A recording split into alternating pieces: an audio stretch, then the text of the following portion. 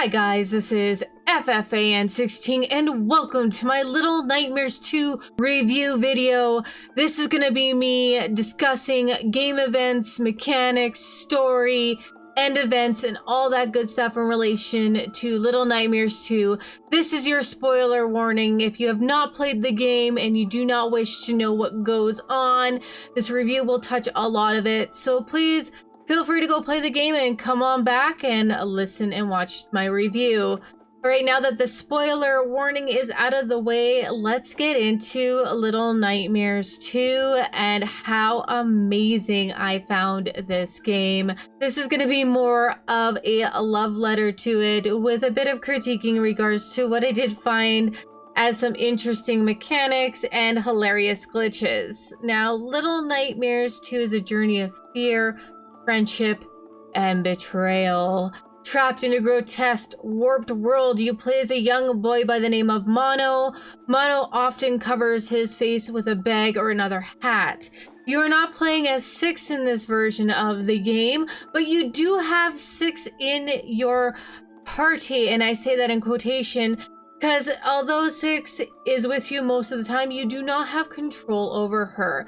She is basically an AI assistant to help you get through some of the puzzles that require more than just you to get through. Personally, I think this was a good idea by the devs to have this as a two-player game. I could see it going away from the motif and the idea of them wanting you to feel like you're alone. Even though you have Six with you, you're often without her. She's either kidnapped or lost, or you have to go find her, making you feel even more alone and desperate to find her. Having her there to make the puzzles more intricate and interesting is a great development. We get to see Six in a different light. We are not playing her, but we can watch her actions and the way she behaves in certain situations. This brings a new light to this character. Mono is brave. Mono is kind-hearted, but Mono, I feel, doesn't really know who he is. He just seems to feel like he needs to get somewhere. What I really loved about this game is that the developers decided to keep the questions there. They didn't want to reveal a lot of the mysteries of this world. They didn't answer a lot of the questions in regards to the first game, like what is the mom? What is the significance of the lady? What are all of these guests and why are these children being imprisoned and sold for food? And what is with the structure of the adults of this universe? More questions were raised when we played Very Little Nightmares, the mobile game that got released that introduced us to the Pretender and the girl in the yellow raincoat who was not Six. What is her significance? This is the story in Little Nightmares 2 of Mono. Mono and his connection to Six. Mono and his connection to the signal tower. Mono and his connection to the Little Nightmares structure and lore. Mono is following a path, and you'll learn out later in the game that this is a never-ending loop time cycle which Mono is stuck in over and over again. And the one who keeps trapping him in this life cycle, the choice at the end of the game where Six decides to drop Mono instead of taking him through the TV portal with her. I tell you guys, I was screaming at Six. I was distraught that she would do that to Mono. But the devs don't give us a real reason. They want us to craft theories. They want us to take in this world and make it our own by bringing in our ideas of what is going on. The bosses are bigger.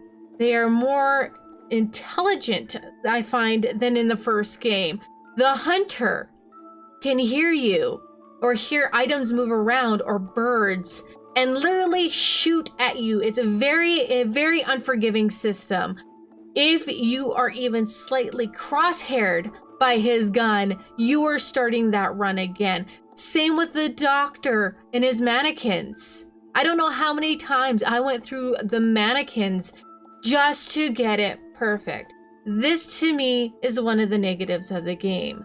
They almost made it that you had to be perfect at getting through the obstacles, not the puzzles.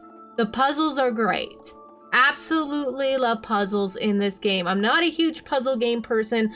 Something about Little Nightmares just makes it feel like it's part of the world and structure, and you're expecting there to be puzzles to advance.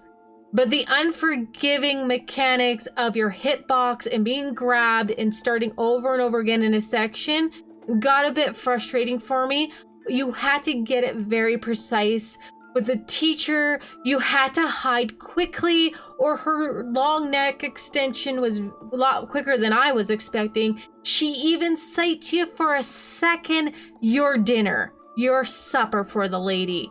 So getting down the mechanics is very essential in Little Nightmares 2. Even with the school children, if you swing your hammer slightly too early or too late, you're getting jumped, you're getting killed.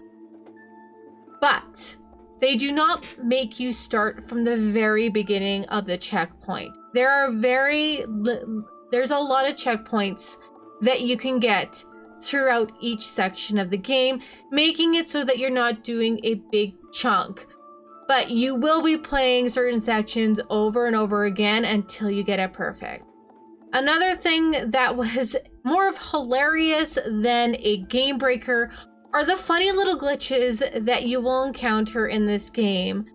A couple of them that I've noticed mostly were at the school and the hospital. At the school, when I crashed the head of a porcelain child in the room full of desks, with some of the headpieces actually left the outside of the game box and were jittering just outside of the picture frame. It was quite hilarious, and I did enjoy watching small little glitches like that just make my day.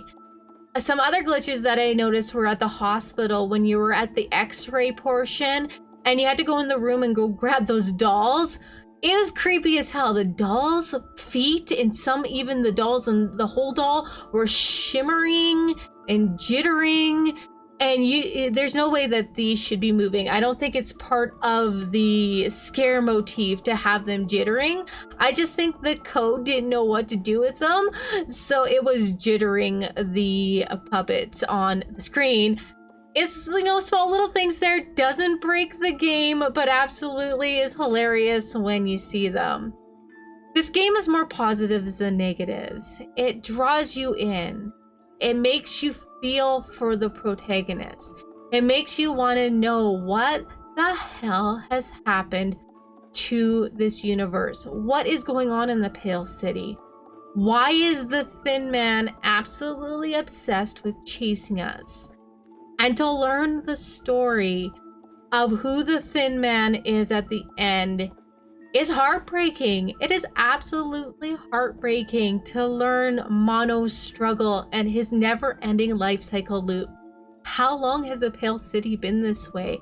The grotesque eye monster that lives in the signal tower, this pull of the signal tower, the TVs engrossing the adults.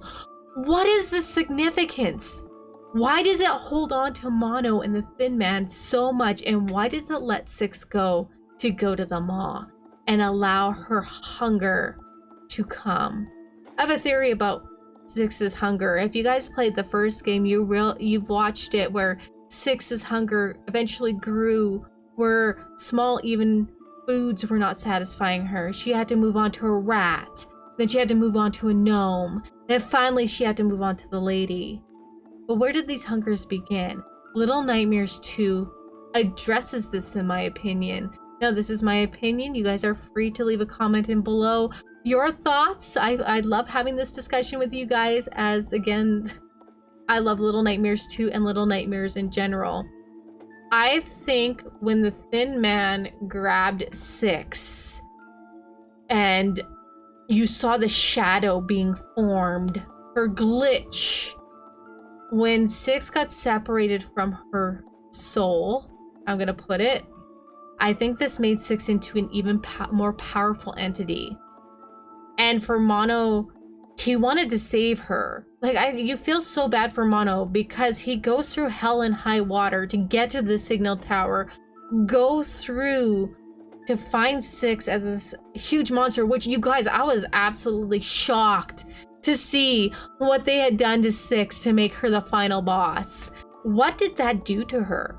And in the end, for her to abandon you after you've done all this work, why did she do that? Again, like I said, Little Nightmares 2 has this whole sleuth of new questions and lore and theories. It's absolutely fantastic that Bandai is doing very well with this series.